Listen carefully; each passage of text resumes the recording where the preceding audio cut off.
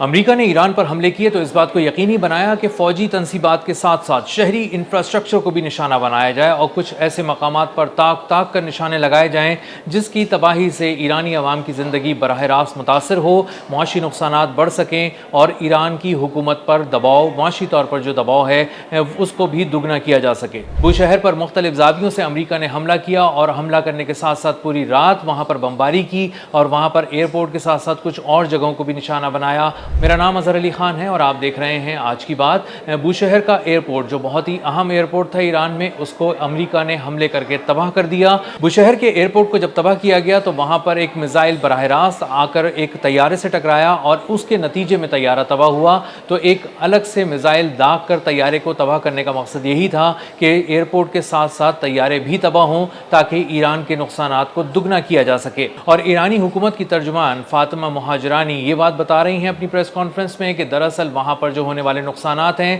وہ بہت ہی غیر معمولی ہیں۔ بوشہر پر مختلف زاویوں سے امریکہ نے حملہ کیا اور حملہ کرنے کے ساتھ ساتھ پوری رات وہاں پر بمباری کی اور وہاں پر ایئرپورٹ کے ساتھ ساتھ کچھ اور جگہوں کو بھی نشانہ بنایا اور اس بات کو یقینی بنایا کہ شہری انفراسٹرکچر کو بہت زیادہ نقصان پہنچے۔ بوشہر کا ایئرپورٹ مکمل طور پر تباہ ہو گیا اور اس حد تک تباہ ہو گیا کہ اس کو اب نئے سرے سے تعمیر کرنا پڑے گا اور اسی لیے ایرانی حکومت اب اس کام پر بہت تیزی سے توجہ دے رہی ہے اور اس پر کام کیا جا رہا ہے۔ اسی کے ساتھ ساتھ 12 اہم پل جو تھے ان کو بھی اڑایا گیا امریکہ کی جانب سے اور اسی لیے ان کو نشانہ بنایا گیا تاکہ وہاں سے آمد و رفت رک سکے، ایران کے جو عوام ہیں وہ براہ راست متاثر ہو سکیں، بہت سارے سامان کی ترسیل بھی رک سکے، معاشی طور پہ بھی نقصان پہنچے، بہت سارے جو بزنسز ہیں وہ بھی ہٹ ہوں اور لوگوں کو بہت زیادہ تکلیف پہنچے۔ اور اسی کے ساتھ ساتھ جب انہوں نے ان سب چیزوں کو نشانہ بنایا تو وہاں پر ایران میں گیس پلانٹس کو بھی نشانہ بنایا۔ ایران کے جنوبی علاقوں میں خاص طور پر اس طرح سے حملے کیے گئے کہ وہاں پر پانی کے ذخائر کو نشانہ بنایا گیا اور پانی کے ذخائر کو نشانہ بنانے کا واحد مقصد یہ تھا کہ لوگوں کو پریشان کیا جا سکے،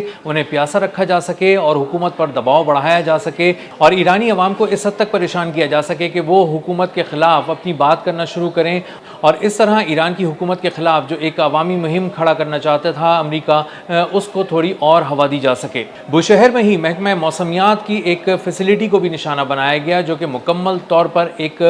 سویلین انفراسٹرکچر تھا، لیکن اس کو تباہ کیا گیا اور جان بوجھ کر تباہ کیا گیا اور امریکہ نے اس بات کا خاص خیال رکھا کہ کچھ ایسے ٹارگٹس کو بھی نشانہ بنایا جائے جو سافٹ ٹارگٹس ہوں اور لوگ براہ راست متاثر ہو سکیں۔ اسی طرح ایک تجارتی گزرگاہ کو بھی نشانہ بنایا گیا۔ یہ ایک ریلوے کی پٹری تھی، بظاہر ریلوے کی پٹری تھی، لیکن یہ دراصل ایک ایسی تجارتی گزرگاہ تھی جس سے سامان مختلف ملکوں تک جاتا تھا اور یہاں سے روس اور چین تجارت کرتے تھے۔ تو نہ صرف ایک پٹری کو تباہ کیا گیا بلکہ 3 ملکوں کی تجارت کو بھی نشانہ بنایا گیا اور اس سے ایران کو خاصا نقصان پہنچا، لیکن ایرانی انجینئرز نے کمال مہارت کا مظاہرہ کر کے انفراسٹرکچر کو جو تباہ ہوا تھا بہت ہی کم وقت میں ٹھیک کر کے پوری دنیا کو حیران کر دیا۔ اسی طرح چند روز پہلے امریکہ نے ایک جگہ حملہ کیا اور وہاں پر حملہ کر کے ساحل میں کچھ کشتیوں کو نشانہ بنایا اور ان کو تباہ کر دیا اور بتایا پوری دنیا کو کہ دراصل یہ ایرانی پاسداران انقلاب کی سپیڈ بوٹس تھیں اور یہ آبنائے ہرمز پہ اپنی گرفت مضبوط رکھنے کے لیے، حملہ آور ہونے کے لیے استعمال کی جاتی تھیں، لیکن دراصل وہ غریب ماہی گیروں کی کشتیاں تھیں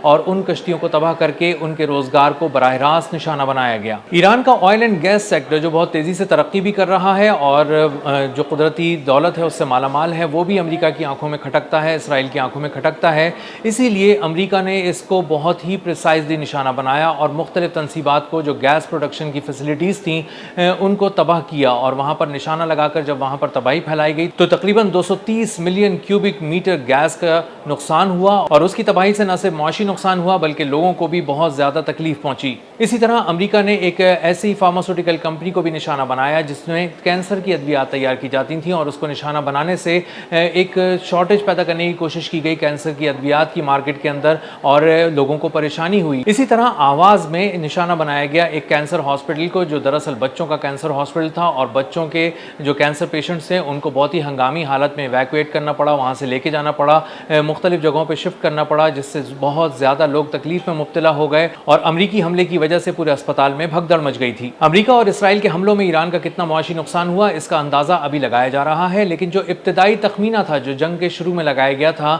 اس سے پتہ چلتا ہے کہ تقریباً 270 ارب ڈالر کا نقصان ایران کو ڈائریکٹ اور انڈائریکٹلی ہو چکا تھا اس دوران، اور اس کے بعد یہ نمبرز بڑھتے ہی چلے گئے۔ اس کے بعد امریکہ اور اسرائیل مسلسل حملے کرتے رہے، اور اس کے بعد ابھی پچھلے کچھ دن پہلے تک امریکہ حملے کرتا رہا اور مختلف جگہوں پر